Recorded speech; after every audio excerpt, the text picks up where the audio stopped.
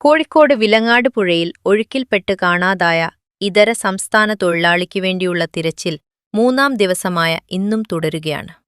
വിലങ്ങാട് പുഴയുടെ ഭാഗമായ കുളിക്കാവിലാണ് 3 പേർ ഒഴുക്കിൽപ്പെട്ടത്. 2 പേരെ രക്ഷപ്പെടുത്തി.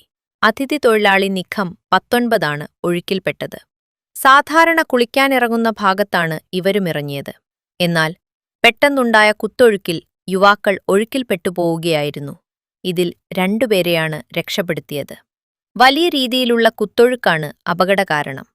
കല്ലാച്ചിയിലെ വർക്ക്ഷോപ്പ് തൊഴിലാളിയാണ് കാണാതായ നിഖം.